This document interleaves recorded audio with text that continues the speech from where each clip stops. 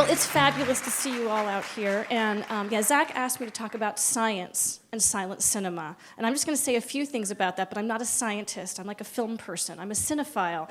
But there's a really interesting connection between, and some of you probably know this, between the invention of cinema and the culture of the Industrial Revolution and the men, mostly, yes, men of science. So roughly around, simultaneously, in the late 1890s in the industrial centers of the United States, New York, New Jersey, in Germany, in the UK, in France, a number of inventors, men coming out of the culture of research and development who are interested in developing patents that they can patent, new inventions that they can patent, that they can find new applications for, and therefore make money. These are the scientists, let's say, of early cinema. They weren't entertainers. They may have had a good sense of humor, but the first films they made were really about exploiting their new patents. So Edison, the American inventor, was interested in developing, and this I think is appropriate to the fact that we have a live music tonight, a visual accompaniment for the phonograph, and something that could use a light bulb. So I think what's also really interesting when we talk about silent cinema is, first of all, it was never really intended to be silent. And if people actually went to the theaters and watched totally silent films, I don't think we'd have a very robust film culture, because that can be a total drag. Films were very lively. And Edison always imagined, and I think what's interesting about his inventions is it actually prioritized music, sound, that the image would accompany the sound and not the other way around. The first films, roughly, we talk about early cinema from about 1896 to about 1905, were experiments to some extent. Like the first, they don't look like experiments in that same way that we think about the experiments, people with lab coats and beakers and things like that. But they were testing out what the new medium could do, testing out whether or not it would have an audience beyond just the novelty of this new phenomenon of capturing the world sort of as we see it, but not really as we see it, and bringing it to life on screen. And it's hard to bring ourselves back to the wonder of this new invention. The first screenings were in cafes, in vaudeville shows, fairground attractions, where the attraction was twofold. One, you'd see a still image on the screen, and it would come to life. And imagine, if you've never seen this before, it was awesome, not in the banal way, but like really in the way of it was terrific, awesome, these kinds of sublime words. But the other attraction was the technology itself. You could either sit and look at the projector, or you might look at what the projector was projecting. And the early films especially were like how amazing the world looked when transformed through black and white cinematography and brought into motion. And the wonder was, again, kind of interesting. On the one hand, it represented our world. That is, waves and water moved like waves and water. People kind of looked like people, but they were gray and black and white, and they were silent except for whatever noise was offered up in the projection hall. And the early films sort of exploited this, the wonder of just seeing the world recorded, or travelogues, seeing parts of the world maybe you've never traveled to before suddenly represented on screen, but also the way that film could manipulate that world, could turn it around, could give us an image that could bear away our faith that what we were seeing was somehow real, and yet manipulate this image into something that was only our dreams and hallucinations might give us. So for the first few years, films were just showing us what the technology could do in about 1-minute movies, which is about as long as they could be made for a variety of reasons that I wouldn't go into, but it's very scientific. But the films that we're watching now, today, start from, it's a huge range from about 1907 to 1933. Many of them have been restored, have been unavailable for a long time. They come to us from collectors' attics. And one of the stories about silent cinema is how much of it is lost to us. About like 75%, 80% of silent films are lost. And this is both because they were made on nitrate film stock, which is unstable, it degrades. In fact, we'll see a great example of degraded nitrate film stock in The Mummy film. In fact, it's going to be totally amazing. At just when the plot thickens, it's going to become a nitrate-like chaos. It's like exhilarating. So they decay, but also, like for a lot of the early films, the interest was in selling the hardware, and films were the software. There wasn't really a sense that maybe these were something to be preserved. It wasn't clear that there was going to be a future. I mean, I think of it as like, MySpace, or was it going to be Facebook? Like, well, what was the future of this new thing going to be? Would it just be a quick fad, and then nobody would care any longer? The films that we're watching tonight, as I said, range from like 1907 to 1933. So a big range, and a big range for silent cinema, because film becomes sort of, we have film on sound, sort of sound on film, starting in like 1927. But at this point, people are now experimenting, not to say what film can just do, but how it can become an art form. And so we're going to see films that are experimenting with ways of telling more complicated stories, that are interested in taking you into kind of new depths, including ocean depths, and then the surface of water itself. But also films that are just kind of playing with the pure abstract beauty of the medium. So we're going to find films that are, on the one hand, using the early tricks of early cinema. The trick might be something like this is reverse motion, or there's going to be a close-up, and you're like, wow, that's amazing. Now, those things are being put towards narrative use. This is a close-up of something that you might want to look at because it's going to be important later on. But you'll also see the way that these films still have their roots in their theatrical, maybe vaudeville settings, so that people are kind of on a stage, they come and go through, exits as you would on a stage. And the thrill is not so much in using editing to get us closer into the closer views, but rather to give us something like magic on film. And so many of the early filmmakers started as magicians. That is, the second wave of filmmakers, I think, started as magicians. Bit by bit, the engineers and scientists kind of go their way, and the entertainers assume their place in what would become the 20th century's dominant entertainment form. So I want to say a little bit about what was so fascinating, I'm just going to put the notes away, about silent cinema in particular, is once it became a kind of more open art form and entertainment form, a lot of the first audiences, especially in the United States, were people with tremendous linguistic diversity, racial and ethnic diversity, in part because silent films traveled well. And this, I think, has special bearing on our performance tonight. If you were, a lot of the early exhibitors were immigrant Americans, and you could, whatever language you spoke would be the language of exhibition.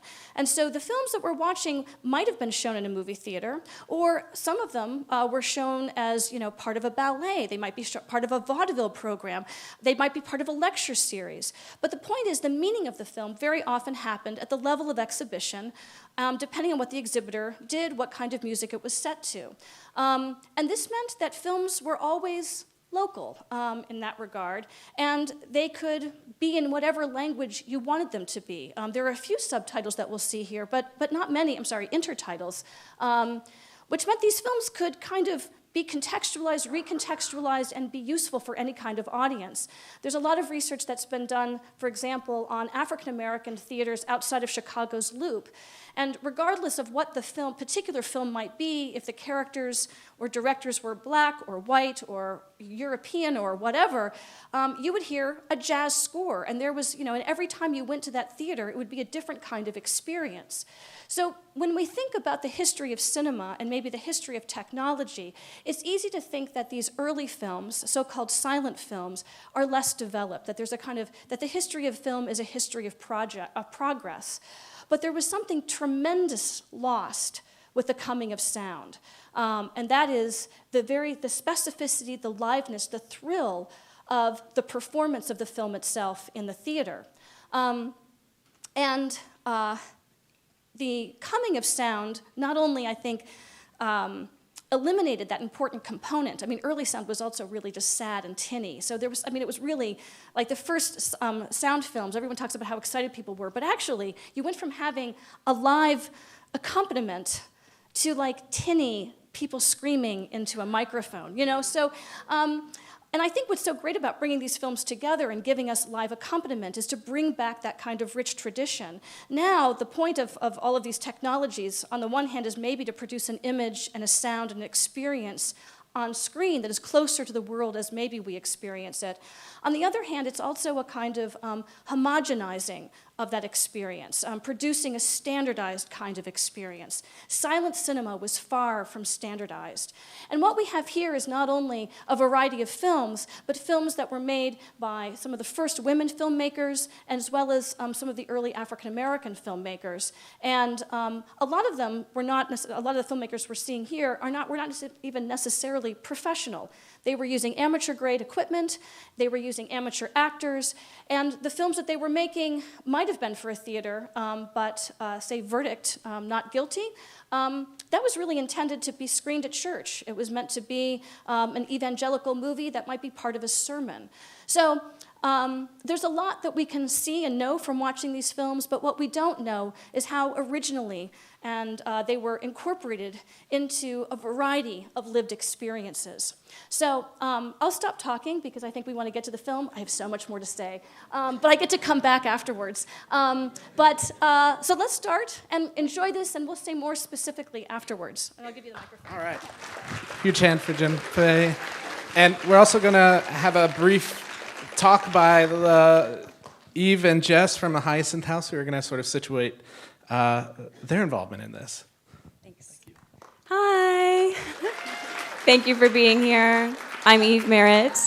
I'm Jess Chambers. And we are the co-founders of Hyasynth House. And we're an electronic music collective for female, non-binary, and trans artists. So before we jump into the films, y'all have been so patient. We're just going to take a minute to talk about how we started, what we do, and our vision for the future. So Eve and I met a year ago this month. It's been a crazy year. It's been amazing. I can't believe that we're here right now. Thank you all for coming. So we met and shared our ideas about creating a space where people like us could connect with each other, learn about electronics, and inspire important conversations. We had the hope of cultivating a more diverse and inclusive music scene here in Nashville. Hyasynth House was born out of a need to create positive change and to belong to something greater than ourselves and to invite others to join us. We are determined to do our part in dismantling patriarchal systems and ideals that have kept us unseen and unheard. Why, thank you. In American society, we are all oppressed by the patriarchy. Binarism keeps us separate and afraid. We are conditioned to compete against one another and to always fight to be the one that comes up on top. Hyasynth House strives to break down such hierarchical frameworks, allowing for equal access, equal representation, and the sharing of knowledge and resources outside of institutions. We believe there's room for all of us here. We've hosted workshops, curated shows, and engaged with underserved groups in an effort to create a safe space where female, non-binary, and trans folks can experience the healing of self-expression. This is our moment. We believe that each of us has something magical to share with the world. So providing a platform for us to share our creativity is a chance to be empowered, to be heard, and to connect. This is the seed of positive change and the foundation of a healthy community. So thank you to the Belcourt, to Zach, Kirk, and Kate Haldrup for doing sound tonight. Also, thank you to all of the wonderful musicians and artists who are involved. We really love and appreciate you. And to all of you for being here. We couldn't do this without you, and we love you dearly. So let's get this show on the road. Hyasynth House, that was incredible, right? We'll invite you all up afterwards. If you want to come talk to them, see their gear, all that stuff, we can go in depth with the science there. But until then, we're going to bring up Jennifer Fay again. Sorry. I'm overwhelmed with how amazing that was. But Jennifer, thanks for being with us. Okay, so we don't have microphones to do a Q&A, but I'll just say things, and if you want to say something, we can maybe bring it to you or something like that, or have a quizzical look on your face. It's hard to come up with comments to encapsulate the range of films that we watched, and the range of techniques, the way these techniques were put to use, and also the tone of these films. So I thought I would just start with the last film, made by Lois Weber, who is a great pioneer in Hollywood cinema, made quite controversial films about contraception and abortion. And this film is really a sort of interesting sort of like defense, or I guess it's a home invasion movie, a la D.W. Griffith in some ways. But it's, the title I think is so interesting, Suspense. It's really going through the catalog of film techniques that produce this feeling of suspense. And I'm excited to watch this also on the big screen, because you see how Lois Weber is really, maybe among, the films that we've watched in terms of narrative and narrative engagement. I think this and the Mummy movie are maybe the most sophisticated in terms of one producing like comic effect, and this in terms of producing these feelings based on shots getting shorter and shorter as we cut between the men on the husband, the police, and the wife under attack. And I think it's Lon Chaney, actually, in an uncredited role, who is the hobo. They're always hobos in these movies. But also you start to see her twist. A lot of people had made films like this before. Women, usually white women, about to be attacked, and they have babies or puppies or something. But what Lois Weber does that I think is really fascinating is using all of these interesting new resources of cinema, the tripartite screen effect to show us simultaneous action, which is then reinforced by the use of the telephone line to tell us that action is happening simultaneously. And then this amazing use of mirrors, the rear view mirror, twice. So in a way, we can get to see the effects of maybe shot, reverse shot, without having to edit back and forth. And then she uses the mirror again in the bedroom, so we can both see the setup and the wife's terror. But maybe the best shot is the aerial shot of the bad guy from the bedroom window to really put us in the position of the wife's terror. So this is, we might say there are other films by Griffith in particular. He really did kind of refine the techniques of parallel editing in order to make us worry that white feminine virtue was under assault. But that's almost always from the position of the rescuer. It's usually the man who's like, oh, how am I going to get there in time? But this is really a film from the position of the woman who's trying to figure out how she can organize the furniture and what the particular terrors are to her. If we were to kind of go through all of these films, which I know I won't do because we don't have that much kind of time, although I would love to do that, we start to see an array of techniques used in all of these different ways. So I want to spend a little bit of time with technique and then talk a little bit about the films, maybe some of the different ways that these films are tonally operational there. The first film, let me get my cheat sheet here. Down in the Deep by Ferdinand Zecca from 1907, our earliest film, uses tricks of superimposition and stop-motion substitution. So this is a film that sort of amazes because there are all of these things that are happening on film that would be impossible to happen on if you were on the stage. You couldn't just snap your fingers and have an instant scene change or kind of instant riches. And we actually get a shot of the sea itself that's intercut with these clearly kind of theatrical backdrops. But then, and I think the pairing here is really brilliant, when we get to H2O, Ralph Steiner's film, and he actually got a degree in chemistry at Dartmouth, and this was his first film, we start to see the effects of superimposition, but not through any tricks. In fact, the beauty of that film is that there are no so-called tricks. It's actually finding something that looks like superimposition in the world through water, and water becomes its own abstraction. And I have to say, the soundtrack for that film just worked with the kind of mesmerizing images.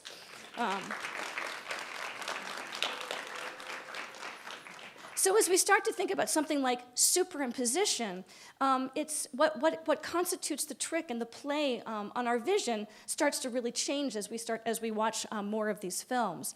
I also want to say something about just the kind of range of professional art filmmakers versus the kind of more amateur filmmakers. And I think there's actually a kind of, there's something very funny also.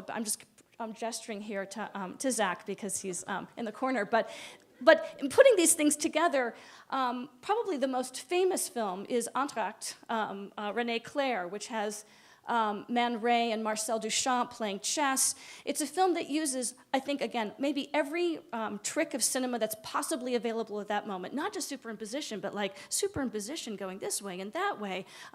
You think from eyeline matches, a story's about to unfold, but there isn't a story to unfold. The whole point of this film is an assault on logic. It's a Dada film. It was meant to, if you like ballet, we're going to make ballet almost unintelligible to you. It's really an assault on bourgeois values, on bourgeois art. It's a non-art movie that we celebrate as one of the great art movies of all time. And that's paired in a way with Starovich's, the cinematographic, we call it The Cameraman's Revenge, but that had a longer title there. Which also tells us that the genre of the one reel, that is like 13-minute film about like domestic difficulties has become so cliche that it becomes very funny when you insert insects into this as the actors. But it's also a marvel of animation. He's really one of the great. He's one of the first great Russian animators, and these films took a huge amount of time to make. And what we see is not only this story of romance. He had I think his puppets were about from here to here, about this big, but he actually began in a natural history museum trying to film insects, but bad things would happen when the lights were too bright and the insects would die. And he's like, oh, let's not tell stories about insect life, let's have insects tell us a little bit about our life. And actually, his film tells us a lot about early cinema, with a cameraman who goes out into the world and films things and shows people that night scenes from their own town. He's actually using, well, sort of, a Lumiere cinematograph that could be used. This is an amazing device. You could film, reconfigure it, develop, reconfigure it, project. And this is what the Grasshopper has at his disposal. But these are two films that are in some ways making fun of the domestic situation, bourgeois values, and really a kind of, making fun of it. And then we turn to these super earnest movies, to some extent, evangelical movies by the Gist, by Alois Gist and James Gist. Actually, it's Alois Gist who was, this is her first her first film. And we move into kind of amateur African-American evangelical filmmaking. And here, you might say, and though there was a tradition of kind of passion plays brought to film, what this film is intended to do is really not, I think, as much to be a standalone piece, as I said before, as to be part of a sermon. So if you're watching it, you start to get a little lost, like what did this person do? Who is her lawyer? Are they in heaven? Or, what is this? The intention of it is really that it would be completed by a preacher. It would be included as part of a sermon, but to include it in the same program with Entr'acte is like, that's a little, yeah, that's dicey. You're playing with something there. The other thing I want to talk a little bit about is the Mummy. Wait, it has a better title than that. Mercy, the Mummy Mumbled by J.R. Phillips from 1918. And you can see in this film sort of traces of kind of slapstick, very funny, sort of expressive acting. And this is part of a collection of films that were called so-called race films, made for African-American audiences, especially for segregated audiences, especially in the segregated South, but very often a sort of African-American take on established sort of white genres. So I just want to get the title right. He also has, from earlier, Black Sherlock Holmes.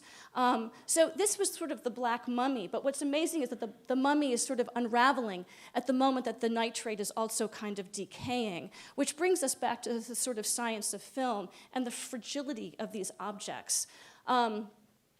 One final thing is, as that narrative is sort of falling apart, is how much the theme of fire itself figures in these films. The Cameraman's Revenge ends with the grasshopper's booth catches fire, and that kind of thing happened all the time. And it's interesting that we have a film that includes the Nicotine Princess, a sort of, love film to smoking, and the erotic dreams of the smoker.